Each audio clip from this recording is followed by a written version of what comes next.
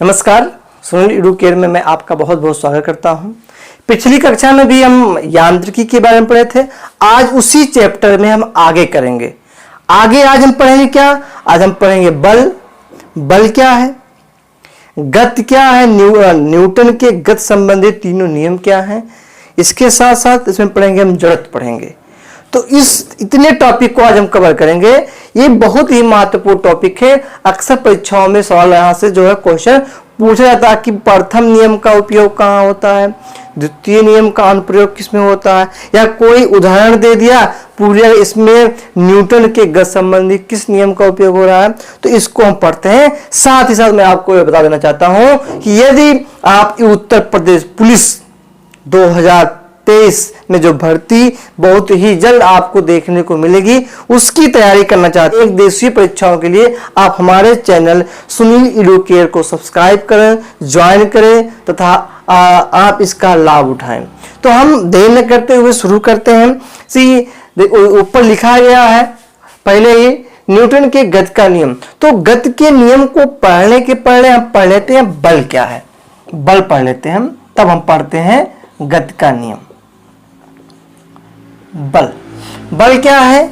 बल वह वाह्य कारक है। बल वह वाह्य कारक है जो विरामा अवस्था में रखी किसी वस्तु को गतिमान कर देती है या गतिमान करने का प्रयास करती है। हमने क्या बताया कि बल वह वाह्य कारक है जो विरामा अवस्था में रखी किसी वस्तु को गतिमान कर देती है या गतिमान करने का प्रयास करती है। सपोज करिए ये कोई वस्तु है, ये विरामावस्था में है। हमने विरामावस्था के बारे में बताया था पिछली कक्षा में कि यदि कोई वस्तु किसी अन्य वस्तु के साथ समय परिवर्तन के साथ साथ उसकी स्थिति में कोई परिवर्तन न हो तो उसे विरामावस्था कहा जाता है। इधर से हम कोई वाह्य बल लगाते हैं और इसकी स्थिति में जो परिवर्तन होता है, यहां से यहां पहुंचती है वस्तु, वही क्या होता है? बल। हमने फिर से बताया, फिर समझ लीजिए कि बल वह वाह्य कारक है, वह माने बाहर से लगने वाला कारक है जो विरामा अवस्था में रखी किसी वस्तु को गतिमान कर देती है या गतिमान करने का प्रयास करती है। अब दो शब्द हमने इसमें बताया, एक गतिमान कर देती है, एक गतिमान करने का प्रयास करती है। तो जैसे अब इसी को हम दीवार को ढकेल रहे हैं, तो हम प्रयास तो कर रहे हैं ना, लेकिन ढकेल तो पा नहीं रहे हैं। तो ये प्रयास हुआ और किसी वस्तु को ये यहाँ है, यहाँ इसको कर दिया तो ये यहाँ से यहाँ पहुंच गई। तो ये बल है। बल जो है, बल के द्वारा हम वस्तुओं की स्थिति में परिवर्तन कर सकते हैं।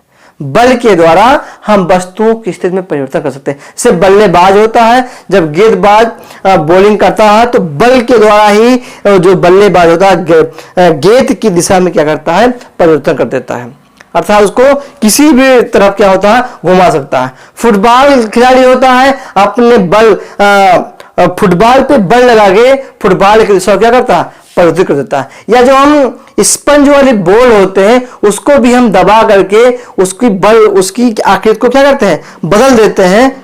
तो बल वही बाह्य कारक है जो किसी भी विरामावस्था में रखी वस्तु को गतिमान कर देती है, गतिमान करने का प्रयास करती है। बल का मात्रक क्या होता है? बल का मात्रक होता है न्यूटन। क्या होता है? न्यूटन होता है। अब हम पढ़ते हैं जो सबसे इंपॉर्टेंट है, न्यूटन के गति का नियम। यहां न्यूटन आ गया, अब न्यूटन के गति का नियम पढ़ते हैं। देखिए, न्यूटन एक बहुत बड़े वैज्ञानिक थे जो अपनी पुस्तक प्रिंसिपिया में 1627 में उन्होंने गति के संबंधित 3 नियम दिए थे। किसने? न्यूटन ने 1687 ईस्वी में उन्होंने उनके द्वारा लिखी पुस्तक प्रिंसिपिया, इसको नोट कर लीजिए, बहुत ही इंपॉर्टेंट है। प्रिंसिपिया मैं लिख दे रहा हूं, प्रिंसिपिया में उन्होंने लिखा था न्यूटन क्या गति संबंधित 3 नियम लिखा था। पहला नियम पढ़ते हैं हम। पहला नियम देखिए, पहला नियम है कि यदि कोई वस्तु विरामावस्था में है तो वह विरामावस्था में ही रहना चाहती है, परंतु यदि कोई वस्तु गति अवस्था में है तो गति अवस्था में रहना चाहती है जब तक कि उस पर कोई बल लगाकर उसका अवस्था परिवर्तन ना किया जाए। न्यूटन का पहला नियम यही कहता है कि यदि कोई वस्तु विरामावस्था में है तो विरामावस्था में ही रहना चाहती है, परंतु यदि वो गति अवस्था में है तो गति अवस्था में ही रहना चाहती है, जब तक कि कोई बल लगाकर उसकी अवस्था में परिवर्तन न किया जाए। यही न्यूटन का पहला नियम है और न्यूटन का पहला नियम जड़त्व के नियम पे आधारित है। अब जड़त्व क्या है पढ़ते हैं हम। जड़त्व का नियम क्या है? लॉ ऑफ इनर्शिया, इसको पढ़ लेते हैं। अब जड़त्व क्या है? वह गुण जिसके कारण कोई वस्तु बल की अनुपस्थिति में अपनी नियत अवस्था में बनी रहती है। हमने क्या बोला? जड़त्व वह गुण है जिसके कारण कोई वस्तु बल की अनुपस्थिति में अपनी नियत अवस्था में बनी रहती है। इसी को लॉ ऑफ इनर्शिया कहते हैं या इसी को जड़त्व कहते हैं। यदि कोई गतिमान है तो गतिमान में ही रहती है, यदि कोई विरामावस्था में है तो विरामावस्था में रहती है। कब? बल की अनुपस्थिति में।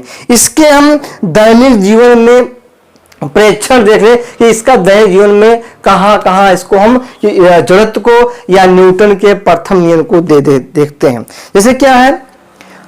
जब हम चलती हुई ट्रेन या बस से उतरते हैं, ऐसा उतरने का प्रयास आप लोग मत करिएगा, खतरनाक होता है। लेकिन एग्जाम्पल आया इसलिए बता रहा हूं कि यदि जब हम चलती ट्रेन या चलती हुई बस से उतरते हैं तो हमको क्या होता है? दौड़ लगाना पड़ता है। तो का सबसे अच्छा एग्जाम्पल, हम गाड़ी बस में बैठे हुए हैं और बस चल रही है तो बस के साथ साथ ही हमारा शरीर भी गतिमान हो जाता है। जब बस वाला या गाड़ी वाला ड्राइवर अचानक ब्रेक लगाता है तो क्या होता है? अचानक ब्रेक लगाने पर हम क्या होता है? आगे की तरफ झुक जाते हैं। आगे की तरफ हम क्या होते हैं? झुक जाते हैं। यही यदि हम क्यों झुक जाते हैं? क्योंकि हम तो बस के साथ जो सीट पे बैठे हैं उस बस के साथ हमारा शरीर भी गतिमान हो गया, हमारा शरीर भी क्या हो गया? गतिमान हो गया। लेकिन जब बस या कोई गाड़ी पे ब्रेक लगा तो गाड़ी तो क्या हो गई? गाड़ी तो रुक गई, लेकिन हमारा शरीर उसके साथ क्या है? अभी भी गतिमान है, जिसका क्या होता है? हम आगे तरफ झुक जाते हैं। दूसरा एग्जाम्पल क्या है? कोई गाड़ी स्थिर है, मान रुकी हुई है, हम लोग बैठे हैं और अचानक जब गाड़ी चलने लगती है तो हम क्या होते हैं? पीछे की तरफ झुक जाते हैं। दो एग्जाम्पल। तीसरा एग्जाम्पल देखिए, जब हम इस समय आम जो है पेड़ों पे लगे हुए हैं, जब हम पेड़ों पे चढ़कर पेड़ की डाल को हिलाते हैं तो फल क्या होते हैं? नीचे गिर जाते हैं। क्यों नीचे गिरते हैं? कि जब हम डाल को हिलाते हैं तो डाल तो गतिमान हो गई, लेकिन जो उस पे फल लगा हुआ है वो स्थिर अवस्था में, जिस कारण क्या होता है? वो क्या होता है? नीचे गिर जाता है। इसी प्रकार जब हम किसी कंबल को डंडे से पीटते हैं तो कंबल से जो धूल के कण होते हैं वो नीचे गिर जाते हैं। क्यों? अब कंबल में धूल है, कंबल में धूल के कण जमे हैं, जब उसको हम डंडे से पीटते हैं तो कंबल क्या होता है? गतिमान हो जाता है। जबकि धूल का कण उसमें स्थिर अवस्था है तो उसके गतिमान होने से धूल के कण क्या होते हैं? नीचे गिर जाते। तो ये लॉ ऑफ इनर्शिया था जो न्यूटन के गति के नियम पर आधारित था। न्यूटन का गति हमने क्या बताया कि यदि कोई वस्तु गतिमान अवस्था में है तो गतिमान अवस्था में ही रहना चाहती है, यदि वो विरामावस्था में है तो विरामावस्था में ही रहना चाहती है, जब तक कि उस पर कोई बल लगाकर उसकी अवस्था परिवर्तन न किया जाए, या अर्थात उसको विरामावस्था से गतिमान न किया जाए या गतिमान से विरामावस्था न किया जाए। अब हम पढ़ते हैं न्यूटन के गति संबंधी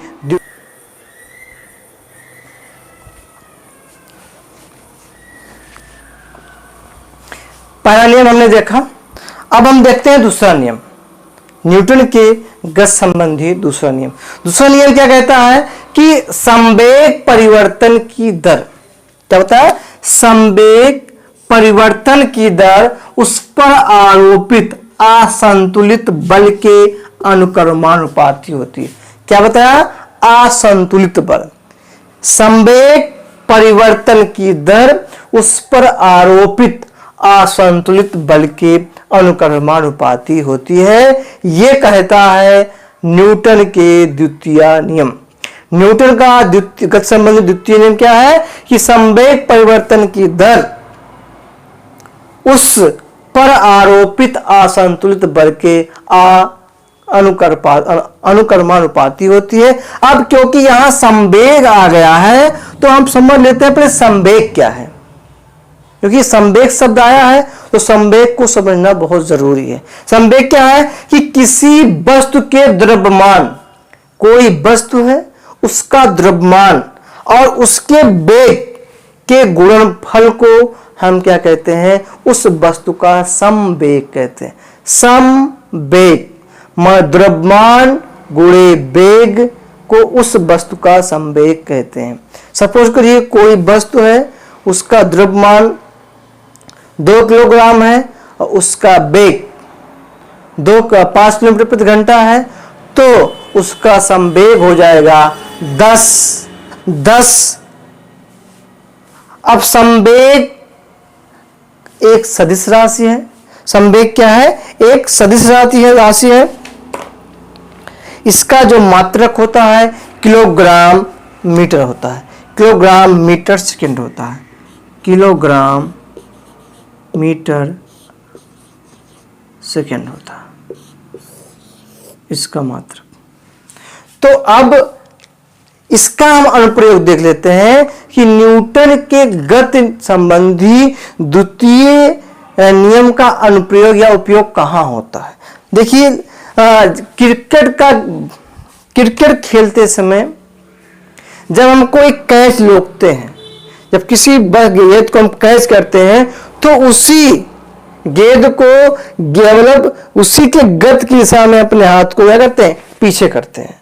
जैसे हम क्या कोई कैच लोग रहे, गेंद ऊपर से आ रहे गति के साथ, तो जब हम कैच करते हैं तो अपने हाथ को भी हम पीछे रहते हैं। ऐसा इसलिए करते हैं ताकि जिससे हमारे हाथ में चोट न लगे और गेंद को हम अच्छी तरह से कलेक्ट कर लें।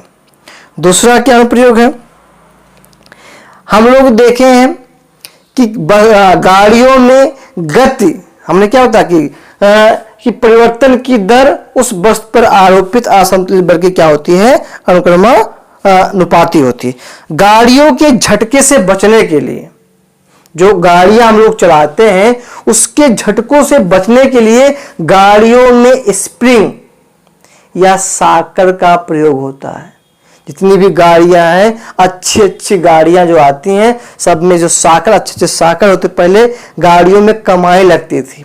अब गाड़ियों में जितनी अच्छी गाड़ियां होंगी उसमें उतने अच्छे साकर लगते हैं, ताकि जो साकर होता है वो गाड़ियों के झटके को क्या हो, उन्होंने जो बताया क्या, संवेग परिवर्तन की दर से क्या होता है उसको सह लेता है, और गाड़ी में बैठे हुए व्यक्ति को झटके का आभास नहीं होता है। अब ट्रैक्टर में साकर तो होता नहीं है, जहां ट्रैक्टर की मैं बात नहीं कर रहा हूं, कोई भी मोटरसाइकिल देख लीजिए, उसके आगे के चक्के में भी होता है, पीछे के चक्के में साकर लगा होता है। आज तक आप लोगों ने नहीं सोचा कि साकर आखिर लगा क्यों होता है। तो साकर यही इसीलिए लगा होता है, वो किसका पालन करता है, साकर जो होता है और न्यूटन के गति का द्वितीय नियम का पालन करता है, ताकि हम झटके से बच जाएं। अब हम पढ़ेंगे इसके साथ साथ और इसके अनुप्रयोग है। यदि हल्की गेंद और भारी गेंद को एक साथ ऊपर से गिराया जाए तो हल्की गेंद को कैच करना आसान होता है। भारी गेंद की अपेक्षा हल्की गेंद को कैच करना आसान होता है। तो न्यूटन के गति संबंधी दो नियम है। तीसरा नियम हम पढ़ते हैं, न्यूटन के गति संबंधी तीसरा नियम को देखते हैं। तीसरा नियम क्या कहता है? तीसरे नियम को हम क्रिया प्रतिक्रिया का नियम कहते हैं, या ऐसे कह सकते हैं कि हम किसी वस्तु पर जितना बल लगाते हैं उसी के विपरीत वो वस्तु हमारे ऊपर बल आरोपित करती है। इसी बल को इसी नियम को क्रिया प्रतिक्रिया के नियम कहते हैं। जैसे क्या है कि जितना बल हम किसी वस्तु पर लगाते हैं वस्तु द्वारा उतना ही बल हमारे ऊपर विपरीत दिशा में लगाया जाता है। ये न्यूटन का क्रिया प्रतिक्रिया का नियम है। इस नियम का उपयोग कहाँ है, इसको देख लीजिए कहाँ कहाँ क्या उपयोग हो रहा है। पहला, बंदूक। जब हम बंदूक से गोली मारते हैं, दागते हैं, तो जिस झटके से बंदूक आगे, जब गोली को आगे जाती है उतने झटके से बंदूक हमको क्या करती है, पीछे धक्का लगाती है। पहला नियम। दूसरा, उसका उपयोग कहाँ है? दूसरा उपयोग है जब रॉकेट को छोड़ा जाता है। जब रॉकेट को लॉन्च किया जाता है तो जब रॉकेट पृथ्वी से ऊपर जाता है तो जो ईंधन निकलता है वो ईंधन जितनी वेग से नीचे आता है रॉकेट उतनी वेग से क्या होता है, ऊपर जाता है। तीसरा नियम, इसको आप लोग सब किए होंगे, गारंटी है। जब हम किसी को तमाचा मारते हैं तो उसको भी चोट लगती है, साथ ही हमको भी चोट लगती है। तो सबसे अच्छा एग्जाम्पल क्रिया प्रतिक्रिया हम तो यही मानते हैं, जब हम किसी को तमाचा मारते तो उसको भी चोट लगती है, साथ ही हमको भी कुछ चोट लगती है, क्योंकि उसके पे उसको जिस भी व्यक्ति बच्चे को या किसी व्यक्ति को मारते हैं तो वो भी उसके शरीर का हमारे ऊपर विपरीत दिशा में बल करता है। तीसरा नियम। तीसरा उपयोग क्या है इसका, हम देखते हैं नाव के चापों को जब हम आगे पानी को आगे पीछे मारते हैं तो हमारी नाव क्या होती है, आगे जाती है और हमारा चलना सभी संभव है। हाँ, जब हम चलते हैं तो वहां भी न्यूटन के गति का तीसरा नियम काम करता है कि हम अपने पैर को जैसे जैसे आगे बढ़ाते हैं वैसे जो है धरती जो है हम आगे करते हैं, वो भी हमारे ऊपर बल लगाती है और हम क्या आगे बढ़ते रहते हैं। तो हमारा चलना भी न्यूटन के गति के तीसरे नियम का अनुभव होता है। तो न्यूटन के ये तीन नियम थे। पहला नियम फिर एक बार रिवीजन कर देते हैं कि यदि कोई वस्तु विरामावस्था में है वो तब तक विरामावस्था में बनी रहेगी, या यदि वह गति अवस्था में है तब तक वह गति अवस्था में बनी रहेगी जब तक कि उस पर कोई बल लगा के उसकी अवस्था में परिवर्तन ना किया जाए। दूसरा नियम बताया हमने कि किसी वस्तु के संवेग परिवर्तन, क्या बताया कि संवेग परिवर्तन की दर उस पर आरोपित असंतुलित बल के अनुक्रमानुपाती होता है। तीसरा नियम क्या होता है? तीसरा नियम हमने बताया क्रिया प्रतिक्रिया का नियम। हम जिस वस्तु पर कोई बल लगाते हैं उसी के विपरीत उस वस्तु पर एक विपरीत दिशा में बल लगाया जाता है। यही तीन नियम न्यूटन के गति संबंधित तीन नियम थे। और इसमें हमने क्या बताया, संवेग पर बताया था कि किसी वस्तु के द्रव्यमान तथा वेग के गुणनफल को संवेग कहते हैं। दूसरा में बताया था जड़त्व, यदि कोई वस्तु विरामावस्था में है या गतिमान अवस्था में है और उसमें तब तक बनी रहती है जब तक कि उस पर बल लगा के उसकी अवस्था में परिवर्तन न किया जाए। यही तीन नियम इसके न्यूटन के गति संबंधित तीन नियम थे। आज के लिए इतना ही। अगली क्लास में हम घर्षण बल, लोटनी बल, सर्पिलाकार घर्षण बल, जो इसके बाद कोणीय संवेग, अपकेंद्रीय बल, गुरुत्वाकर्षण बल, इतने महत्वपूर्ण टॉपिक को लेकर उपस्थित रहेंगे। आज इसका आप वीडियो को पूरा देखेंगे तो इसका लाभ अवश्य होगा। साथ ही साथ आने वाले सभी एक दिवसीय परीक्षाओं में निश्चित सफलता के लिए आप हमारे चैनल सुनील एडुकेयर को जरूर से जरूर सब्सक्राइब करें। धन्यवाद।